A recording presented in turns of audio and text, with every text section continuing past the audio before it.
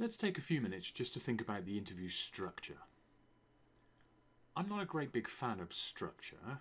Now, as you'll see as we work through the course, there will increasingly be some structure, but I think it's really important that you have the flexibility to move through the interview within the evidence collection process. What you do need to think about is the overarching structure of the interview and how that might look. So, simplistically, there are 3 phases to a recruitment interview. Probably not a big surprise. A beginning phase, a middle phase, and you've guessed it, an end phase. Now, the beginning phase is where you're going to greet the candidate, have a bit of small talk, ask them about their journey, build some rapport with them. You don't want to be asking them anything critical within this phase, and it's typically a short phase in terms of the length of interview. So the interview length will vary depending on the level of role. So for a frontline role, you might only be interviewing somebody for 30 minutes.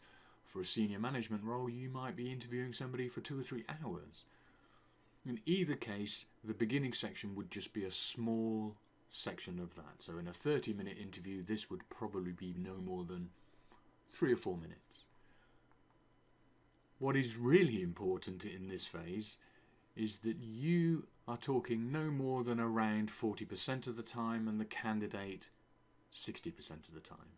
Now, you'll notice a trend developing as I go through this section because interviewers love the sound of their own voice. One of the biggest mistakes a large number of interviewers make is they talk far too much in interviews. They're great at giving out information and at talking about themselves or the company with pride very often, but they then don't find out about the candidate. So that's the first phase, the beginning phase. Then we move into the middle phase. This is all about evidence collection. Now, there will be more structure to this and we will explore that further in the course. In terms of the conversation, really you want to be talking no more than 15% of the time. Through this middle phase of the interview, you need to get the candidate talking.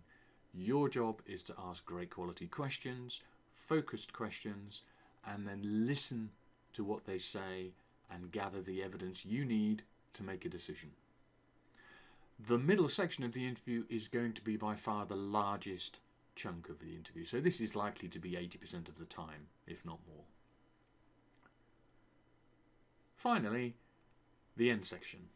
At some point, you will need to confirm details about the job that are important to the candidate, and also they may have questions they want to ask you about working for the organisation, those sort of things.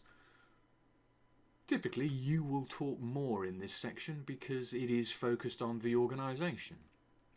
So this is the time when you are allowed to speak a little bit more, but you still want to encourage the candidate to talk for some of the time. So in terms of an overview structure, the beginning, middle and end, it seems blisteringly obvious, but it's a really good format to follow. And the critical thing to be aware of through the entire interview is the amount of time you're talking. Let's crack on.